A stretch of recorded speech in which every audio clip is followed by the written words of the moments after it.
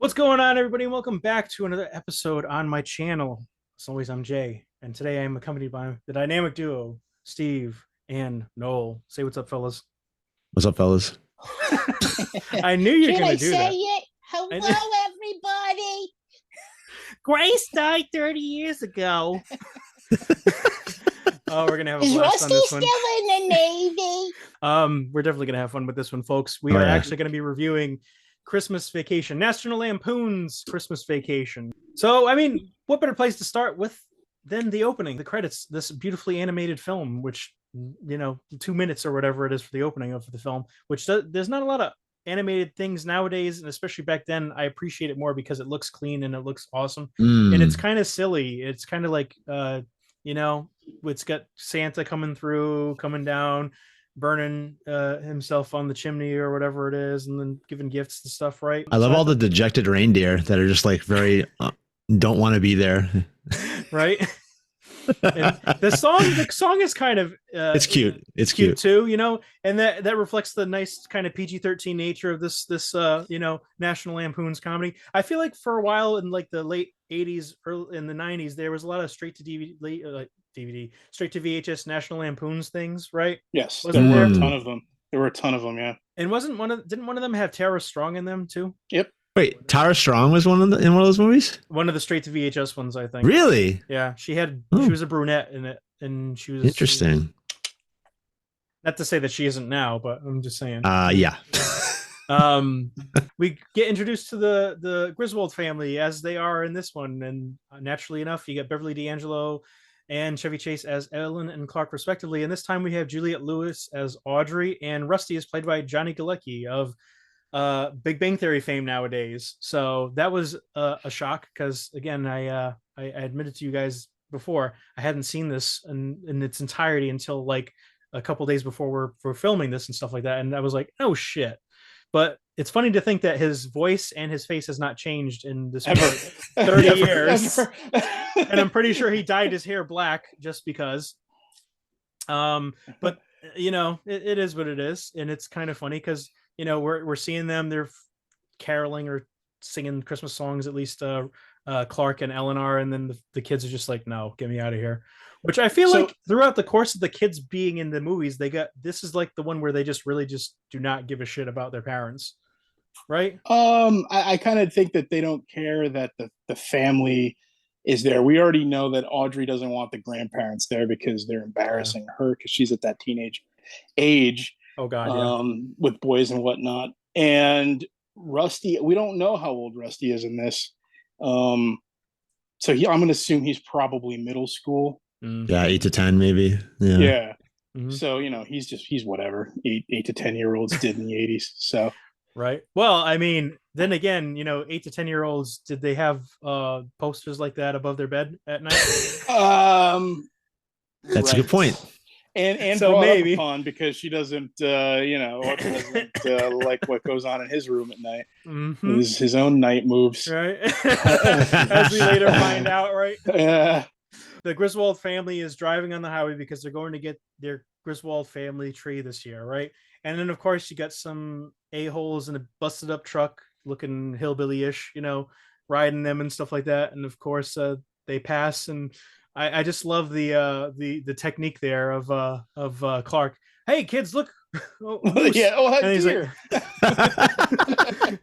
shenanigans ensue because, of course, then they stop short, and then they almost get into an accident. You're seeing the train driving going on right there, which I thought was kudos for that because that's a station wagon, right? They got an upgrade. Remember, because the last time we see them, they're in the Griswold. What is it? The family truckster, which was like a crazy ass Woody sort of looking station wagon thing. They upgraded to the 4-cylinder Ford Taurus station wagon. Oh, they don't want to go anywhere anytime soon. That's funny too. Like the front, I'm like, this looks like the front of RoboCop's car. That's what I said to myself watching it.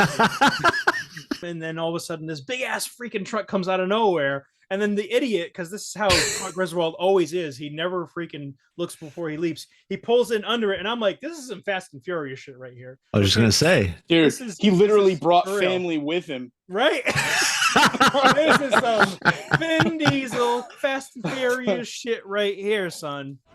Thank God we're all right. Clark, we're stuck under a truck. Do you honestly think I don't know that? And then, of course, they pull right out, and then they end up launching because they almost go into a freaking wood chipper or snow chipper, whatever. Yeah. And then they miraculously land right in the tree place. But yet they land there, and then they go way out into the wilderness to get their tree, which makes no sense to me. Because it's a tree farm, right? Yeah, the tree. So is he avoiding to pay for the tree? Is that why they're walking? He wanted to do it the old-fashioned way. There it is. They're numb. They're this, they're that, and Audrey's frozen solid. Yeah, her eyes. The old can't blink. frozen person gag. Yeah. And then he starts getting numb in the tongue too. Did anyone else notice that? Yeah. And then all of a sudden, his son's like, Dad, did you bring? Hey, Dad, did you bring a saw? Yeah. He's like, and then "Oh, you shit." see it driving, and you see the freaking roots, and I'm Roots. like, You know, he ripped outta that here. shit out with the car. How the hell did they do this? He ripped it out with off the car. camera. He snapped off camera, just like he did in the Son of a first movie. bitch. And then they get home, and of course he's got to cut it. But then we're introduced to his yuppie neighbors.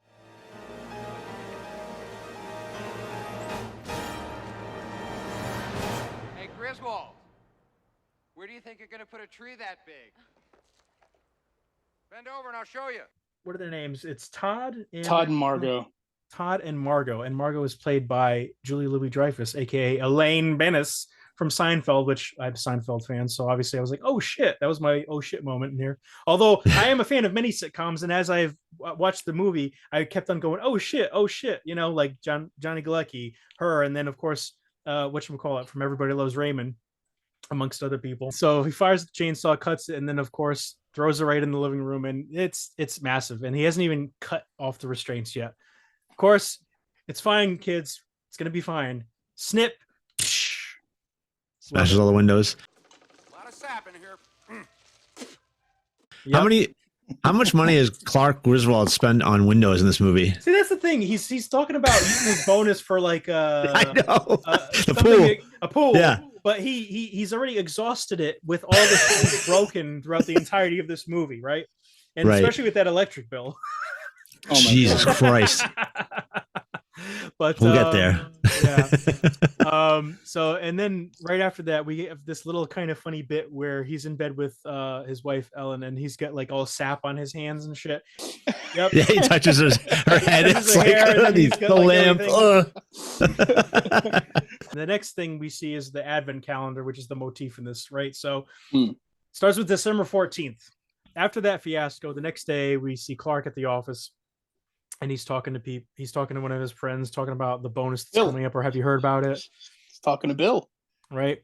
Real quick on this scene, I don't know why in the original Vacation and this one, I just get a kick that he develops preservatives for cereal. I don't know why it tickles me so much. I don't know why it's so funny, because it's true, dude. It's so stupid. I don't know why it makes me laugh every time.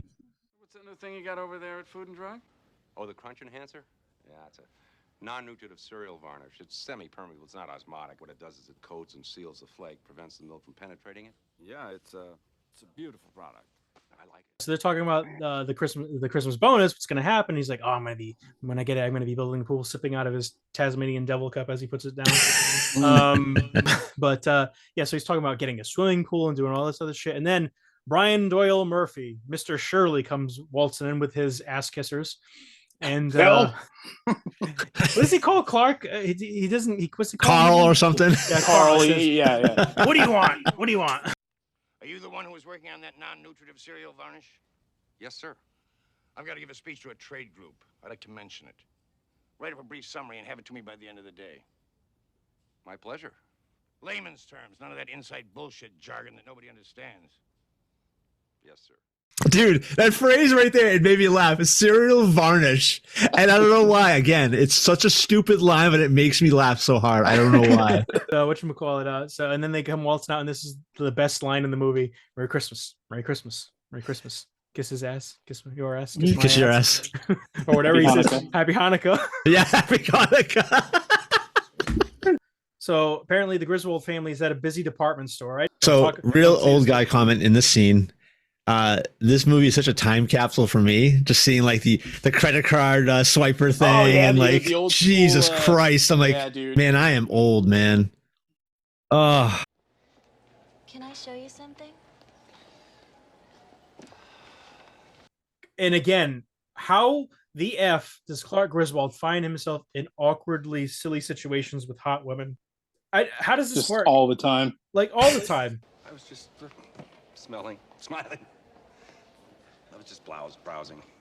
this is definitely one of the scenes that made me laugh out loud the most, because just the innuendos and like the mistaken words, and it's great. This is good comedy right here. And I mean, he's sweating, and then he's literally taking panties, and he's like patting himself on the face. I'm like, what the hell? There was something about the blouse, and it just kept spiraling out of control. Like the nipple joke came after that, and then what else was nothing? He said, "Oh, I'm shopping for my wife. God rest her soul. She's not dead. We're just divorced." I'm like, seriously? Like, and Beverly D'Angelo is a smoke show. God, yeah. In these movies. Those eyes, dude. Like, oh my how goodness. the hell is he hitting on this woman when he's got that at home? Like, come on, man. Seriously. But yeah, and then it goes on to that nice, fabulous joke. Oh, so you can't see the line. See, it's just like this. And then Rusty's coming through, of course, catching his dad. Really high on the hip. Look, I'm wearing something similar. See? You can't see the line. Can't see the line, can you, Russ? No. And of course, Can you believe that, Russ? But then that's when the parents start coming. The grandparents, yeah. Right? Yep. Yep. And going back to the conversation that Clark and Ellen had, they talked about how their parents don't get along, and how Clark's parents accuse her mother of waxing her upper lip. And he's like, your mom waxes your upper lip? She has for so many years. And she's a vicious drunk too. Yes. Mom is a vicious drunk. Yes, indeed. Hey, don't talk about Ray Romano's mom like that. Raymond. Raymond! I got hemorrhoids. Can you believe that? Oh, mother. Isn't that terrible? Quick segue about the parents. How freaking sweet is Clark's dad? Dude, some of the most touching moments in this movie is Clark and his dad like talking. Oh my God. I'm like, dude, this is so wholesome. Dad, you taught me everything I know about outdoor illumination. Yeah. Son, it's beautiful. So December 15th, Clark reveals to Rusty his plan of illuminating the house with some 25,000 imported Italian twinkle lights. It's a lot of lights, Dad. Yeah, well, I'm sure it's a lot of work too, but if I'm out in the cold and I'm committed to decorating the house, I'm gonna do it right, and I'm gonna do it big. You want something you can be proud of, don't you? Yeah, I guess so. Clearly, this guy went all out because he wanted to make it like the bestest Christmas ever. Before that, though, he's bringing out the lights, and he gives the first box to Russ. He's like, you got a little tangle here. This is for you. So he starts hanging him up, and of course, the jackass staples his arm to the freaking gutters.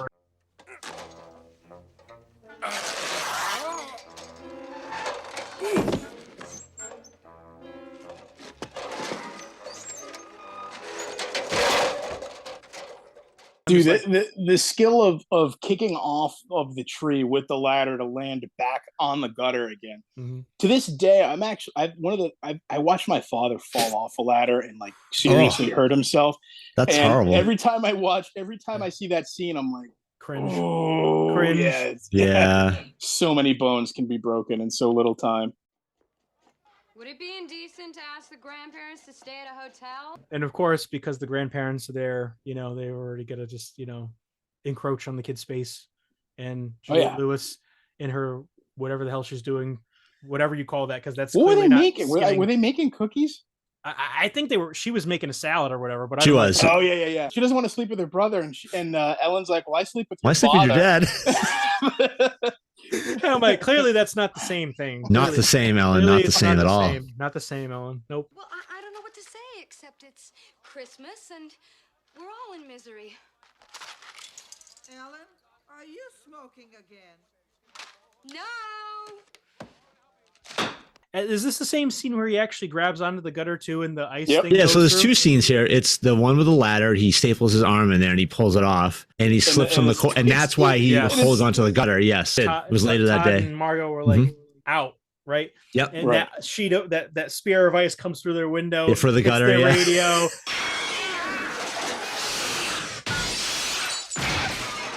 And then goes on their floor and melts and gets everything wet and everything. And then they're like, why is everything wet? Right? Why is the carpet all wet? Clearly something had to have gotten Margo. in. You know, I know, Margo. I'd love to know like what kind of radio that thing was, because that thing looked like that was precursor PS3. Right? It did. It was missing the like, Spider-Man letters. And there's like 3 of them. They had like 3 of the same thing. Yeah. That made up that stereo, and I'm like, what the hell is this thing? Like that thing probably cost $6,000 in 1989. Right. That was the OG surround sound. They had, you know, all wires throughout the building. Pre-Dolby. Right. 2.0 PCM. Right. What was pre-Dolby? Loud. Mono. Loud. Mono. That's what it was. It was mono. Just one track. Oh.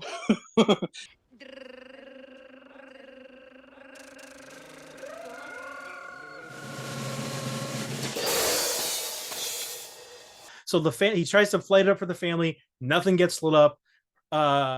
Freaking Ellen's family's not impressed because they knew that this was going to happen. And his family's just like, oh, it's okay, sweetheart. I can picture it, you know, Clark. And it's great. And then the father, and then again, the son's like, nice try, Dad, and all this other stuff. He's like, and then Art actually says, you might want to, or not Art, his dad says, you might want to go and check all the light bulbs, son. I did that, Dad. I did that, Dad. Yeah, it's real funny, quick about his mom. Yeah. So during the course of the movie, I'm like, dude, she looks like she's maybe 8 years older than Chevy Chase. And sure as shit, we looked her up. She's literally 8 years older than Chevy Chase. Oh my gosh. And then the next day, we get one of my favorite scenes because Clark's getting up early enough and he's going in the attic. When he opens the attic door and it slides and hits him right in the face. That's classic. Classic. Slapstick, baby. But here's the thing. Wouldn't you stand on the other side of that when you're bringing it down if you know that it slides down like that? I'm a method actor, Jay. I got to make sure it hits me. So he's trying to go and hide some Christmas presents and stuff like that. And then he ends up going up there and he ends up finding was it a gift for, it was a Mother's Day present for Ellen. Yeah, a Mother's Day present for Ellen. Doesn't he blow off the dust? He's like time to re-gift. This is one of the scenes I'm like, all right, I get the gag, but there's no effing way he can't open that door. So like, what's stopping it? Yeah. And then little Ellen pulls him when he's sitting on it later and just collapses from her little tug. Come on. Yeah. Wait, no, I know it's a comedy, but whatever. Wait, doesn't he step through? He steps through the floor at one point. And I'm watching this with my family, and my mom's like, just break the rest of it open. That way you can get it out. Like, there's not enough clearance between him and the bed. He's right on the top of Russ's bunk bed. Yeah. But I mean, even like, I'm just like, how the hell? Like, if he goes to the ceiling, like right next to the, I don't know. We have to suspend our disbelief to really enjoy the movie, you know. And that's, if I can suspend my disbelief for aliens and lightsabers and all that other shit, I think I can do it for a movie that's just trying to be funny and stuff like that. Right. And it's getting cold up there, so he goes through a trunk with all old clothes and stuff, and he decides to put on the fur and the lady gloves and the freaking hat and everything. And then he comes across home movies, which, as you pointed out, Noel, are of people that were in the first movie and stuff, right? Yeah, so the grandmother from the first movie is in it. You get to see Lewis when he was younger. You get to see Aunt Bethany when she was young, and stuff. And it's cool. And you get a great song by Ray Charles. So that's true. It's kind of like a nice little kind of sincere moment in the midst of all the silliness, even though he's watching it like this. Yeah, he's got the tear coming down his eye. At night, Clark's still trying to get the lights to work. What the hell's going on? He's plugging it in. He's trying to get it done. And then his wife comes out and is just checking up on him. But then his mom goes into the garage or whatever it is, flips the switch, and the lights come on. Which blinds Todd and Margo the first time.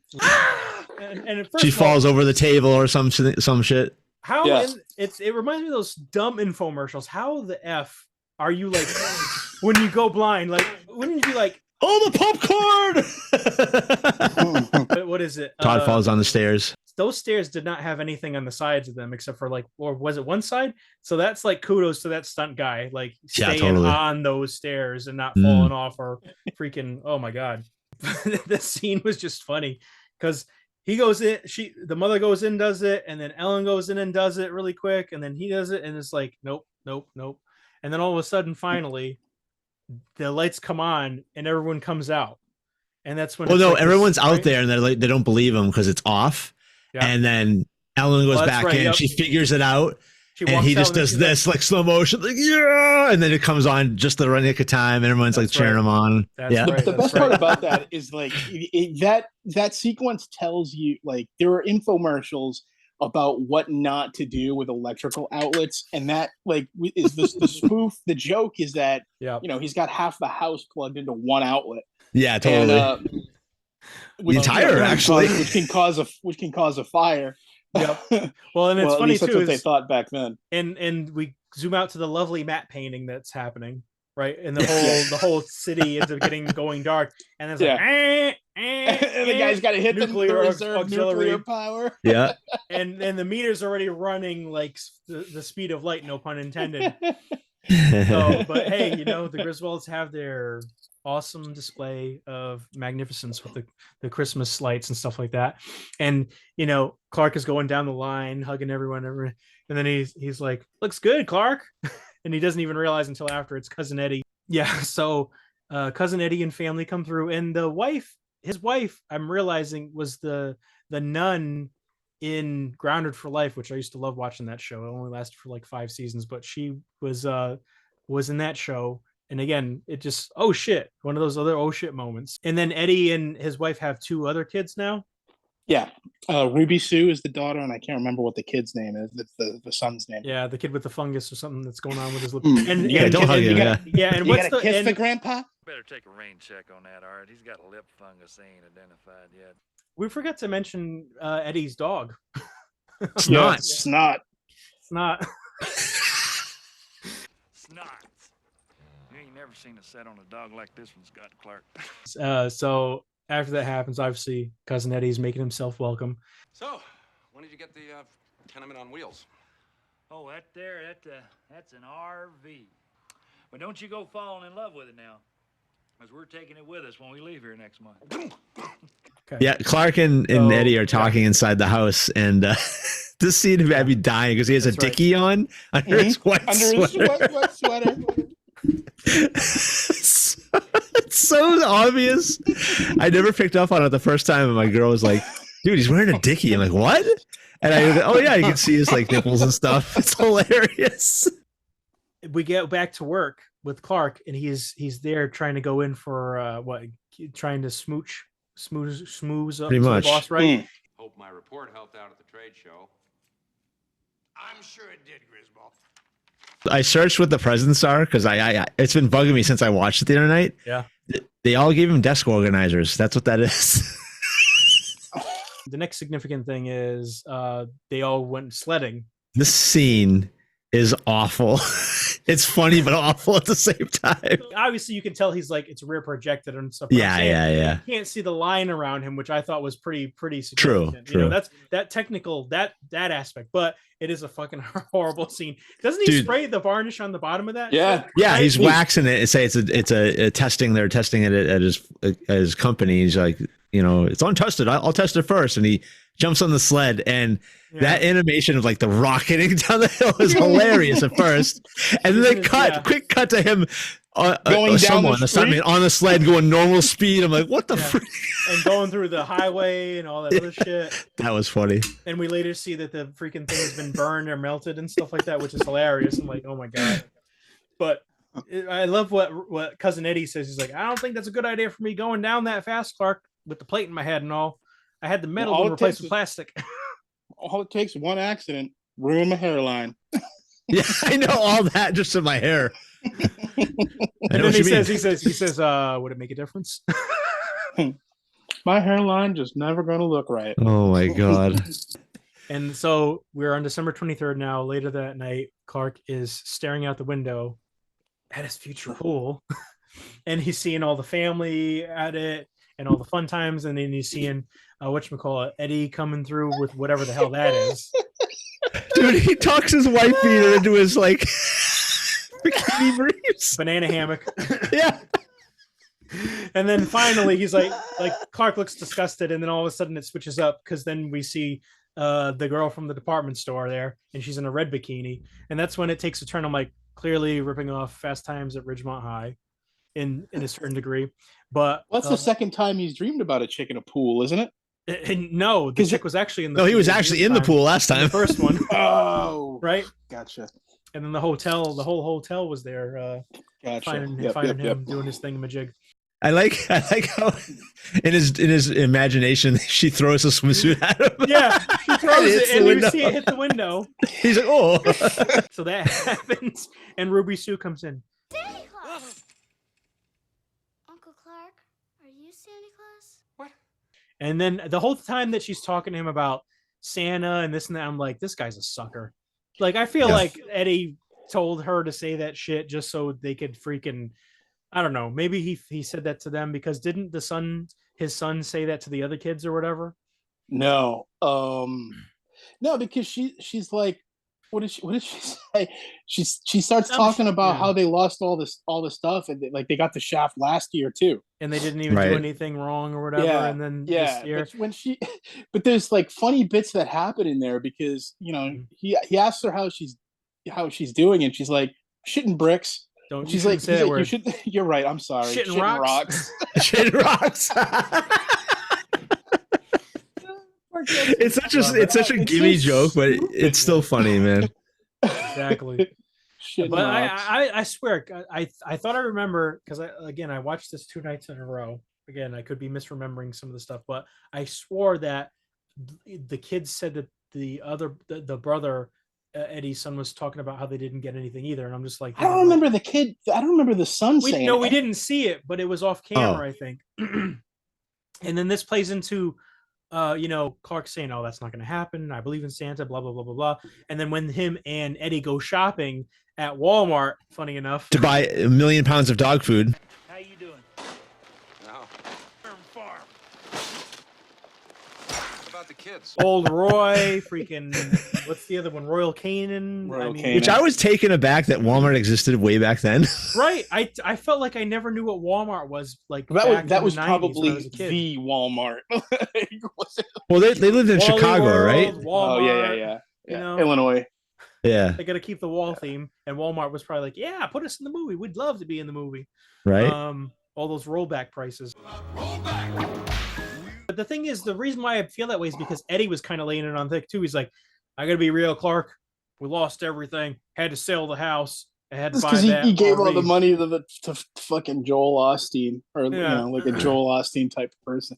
I don't think he was setting them up. I'm pretty sure they were fucking broke. Eddie's but the thing is that he's like, "Oh, you could." Well, I want to make sure the kids get something. I want to make sure. And then he's like, "Oh no, Clark, you don't have to do that." He's like, "No, I want to." And then he hands him a fucking list that's in alphabetical order. Come on. Well, yeah. Well, I mean, Eddie knows he's rich.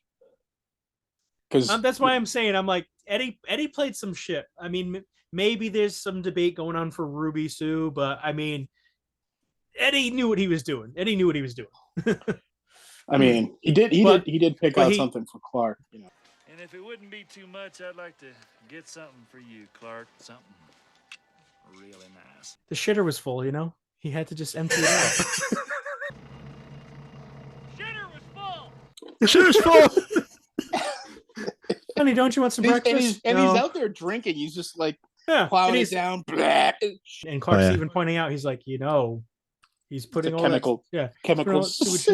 He's putting all that in the sewer. If the gas comes up, that's going to be a fire hazard or something like that. Again, foreshadowing.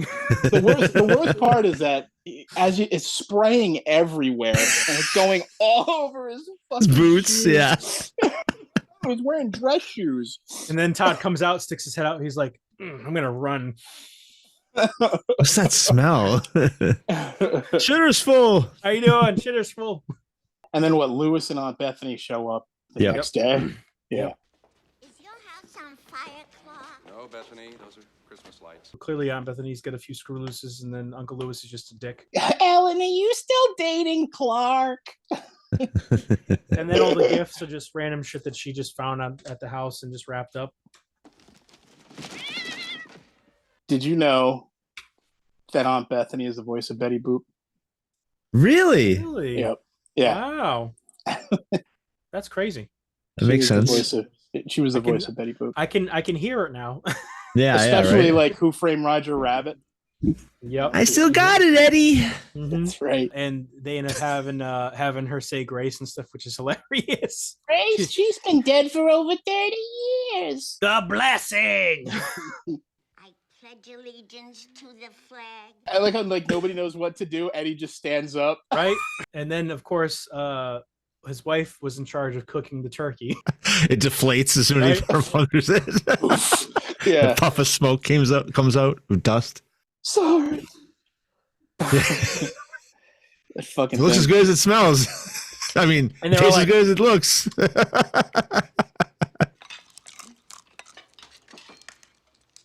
Yep. Well, and then in the Jello, there's cat food, and then There's the cat cat has food been in it? yeah.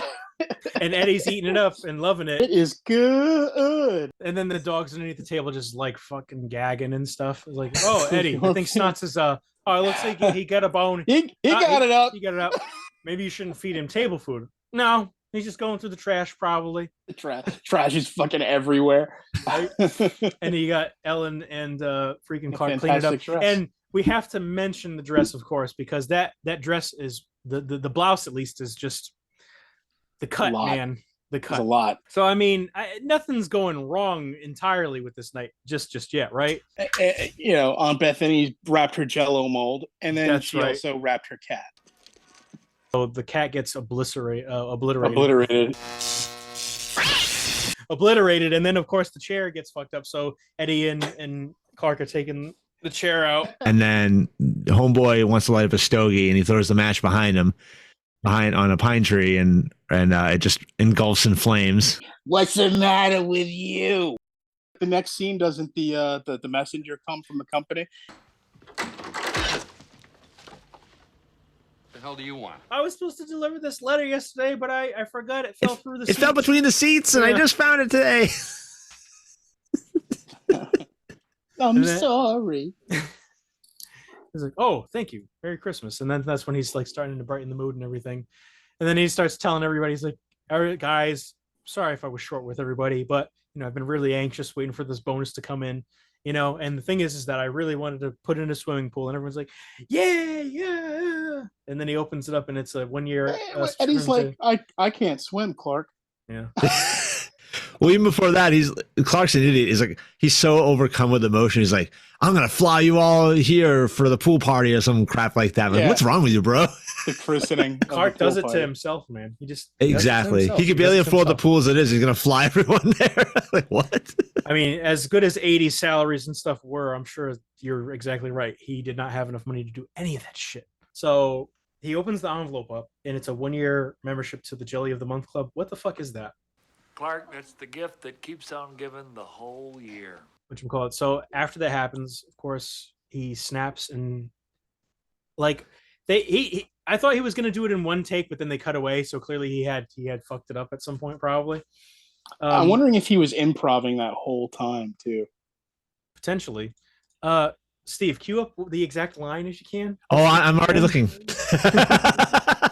I want to look straight in the eye, and I want to tell him what a cheap, lying, no good, rotten, four-flushing, low-life, snake-licking, dirt-eating, inbred, overstuffed, ignorant, blood-sucking, dog-kissing, brainless, dickless, hopeless, heartless, fat-ass, bug-eyed, stiff-legged, spotty-lipped, worm-headed sack of monkey shit he is. Hallelujah!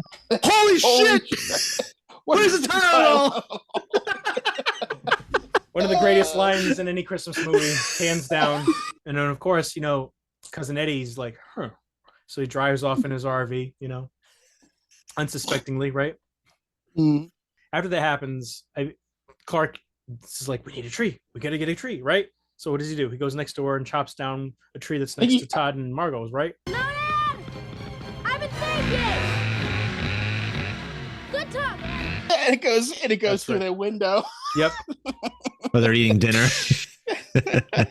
he's having an existential breakdown, pretending that he hasn't, and he walks out into the from upstairs and cuts the neural post off the stairs, fix the neural post, and then the tree's all redecorated and everything's good. All the burnt presents are under it. So that's happening. Everything's going great, we'll say, and then all of a sudden.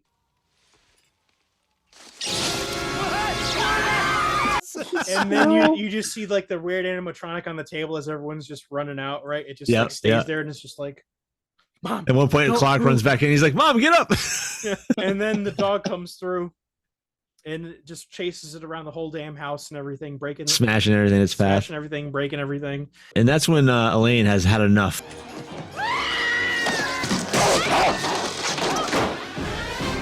Gone. We miss Clark's best rant, one of the best rants when when everyone wants to leave, when he's like freaking out. Where do you think you're going? Nobody's leaving. This is a full-blown 4-alarm holiday emergency here. We're gonna press on. We're gonna have the happiest Christmas since Bing Crosby tap dance with Danny fucking Kaye. That's right, and that was your one F-bomb for the PG-13 movie. Yeah, and when Santa squeezes his fat white ass down the chimney tonight, he's gonna find the jolliest bunch of assholes this side of the house. So after that happens, so again, correct me if I'm wrong. Are they reading "'Twas the Night Before Christmas" or is that okay? Yeah, so they're reading that, and then well, that was the heartfelt moment, right? That was the heartfelt moment between Clark and his dad. Yeah, and then what happens is Eddie comes through with his boss all tied up in a bow like he wanted. We cut back to the wife, and the wife is talking about how this like random guy just came and like strong early man in a leisure suit. He was a huge, beastly, bulging man. And then they kind of have their own little heart-to-heart and everything, right? Somehow. Sometimes things look good on paper, but lose their luster when you see how it affects real folks. And then that's when you're starting to see, and you've kind of started seeing the wife show up with all the SWAT team and everyone setting up and everything, right? And I'm like thinking, how is he gonna be able to spend that bonus on the pool if he has to pay for all these fucking repairs? Merry Christmas to all, and to all a good night.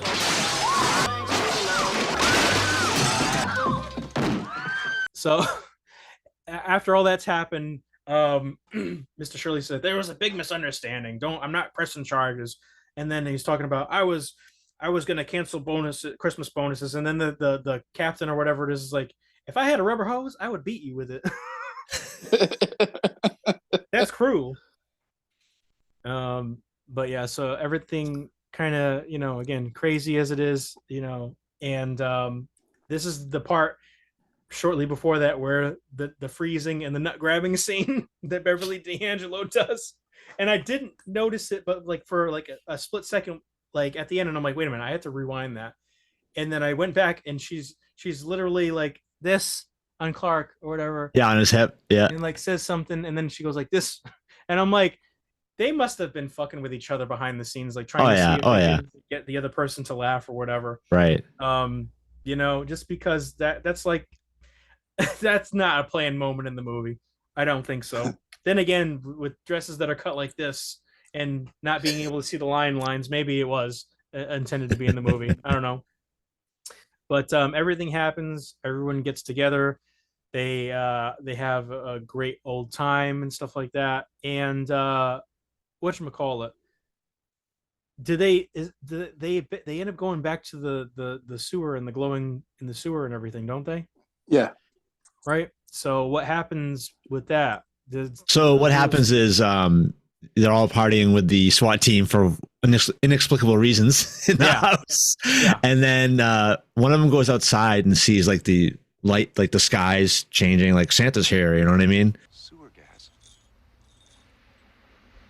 Don't drop that! Throw the rockets, red flare. The bombs bursting in air. Oh man. This might have the weirdest ending of any movie I've ever seen. Santa burning through the sky. Yeah. And he goes, it's just a tight shot on Clark, and he goes, I did it. The end. Yeah, it's just like what? Like zooming out and everything. I forwarded the credits. I wanted to see how long that went on for. That went on for a good few minutes too before they ended up hitting the real credits, like the end credits with the blackout. Yeah, so that's Christmas Vacation, National Lampoon's Christmas Vacation. I have to say, first time watching it all the way through and then back to back, it had some funny jokes in there. It definitely had some funny jokes in there. Is it a Christmas classic in the traditional sense? I mean, by now it is, technically. Yeah, well, now it is, yeah. When it came out, everyone was probably like, this is garbage. I don't know, man. The first movie pretty much set the bar, and then you kind of expect to see what's going to happen with the Griswold family. I don't remember what's the second one. I thought it's European. Was the second one. The second one is Europe. Okay. Yeah, it's vacation, European, Christmas, and then Vegas. We're looking for sex. Yep. Vegas is the last one, huh? Yeah. Gotcha. I won the money. I've never seen that. I haven't. Oh my god! And that one's PG, so they just went lower and lower and lower and lower in terms of what they had going on as far as that stuff. So I just remember watching European Vacation, and I'm still like a teenager at that point. Yes, I'm old, and it's one of those situations when you're watching a movie with your parents. I'm like, this is uncomfortable. That's how raunchy European Vacation is. So it's so great but bad at the same time. Oh man. Yeah. Never had those experiences at all. Right.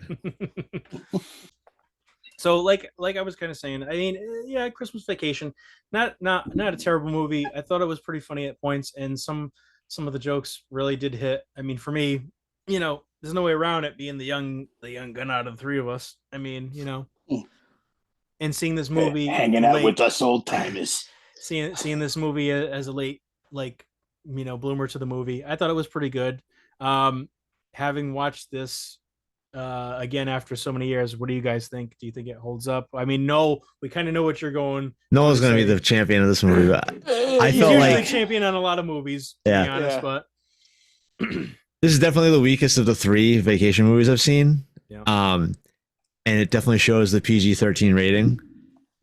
I feel like my stance on it has changed discussing it with you two, because there's a lot of good gags and it's funny reminiscing about them, but I wouldn't watch the movie again because there's a lot of setup in between those jokes. It isn't as rapid fire as the other previous movies. I don't know. It's funny. I mean, I don't know. You might kind of referenced this earlier, but now that I know how everyone knows how Chevy Chase is now, he's kind of a begrudgingly old man.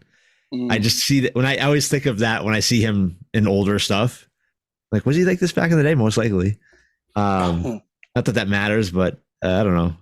No, it's a fun movie. I feel like the other one's a little better. Definitely. It's a fun watch. Yeah, there's a lot of good gags. Break it out once a year. Yeah. Right? Break it out once a year, just like all the other Christmas classics and everything. So, and no, what's your get on your soapbox? So this was one of those movies where I was too young to see the first one when the first one was new, but I remember this one because I saw this one the most when I was a kid.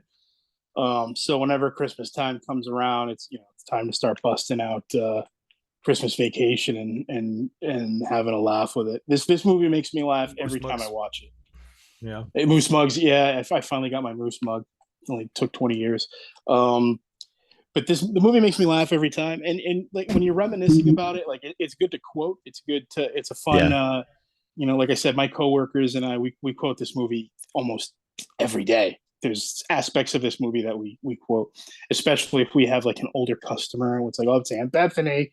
We'll do stuff like that. So I love this movie. It's going to be one of my favorites. One of my favorite movies growing up, because I've seen it so many times. I've been memorized. But it's also good to just kind of like, if you're doing something around the house around the holidays or whatever, throw it on and have it on in the background, even though you've probably seen it a million times. You'll still end up watching bits of it. You'll still stop what you're doing and find yourself kind of zoning out watching it. I love this movie. Not bad, not terrible. 80s PG-13 still hits better than later PG-13 for some things, depending on what it is and everything like that. Yeah, it's a good time. It's a good time. It doesn't take itself seriously, and it's I mean none of them do, but yeah, it's just fun. You know, it's an overall good fun movie to get hammered to. to get around the hammered holiday. to get hammered to. To get hammered to.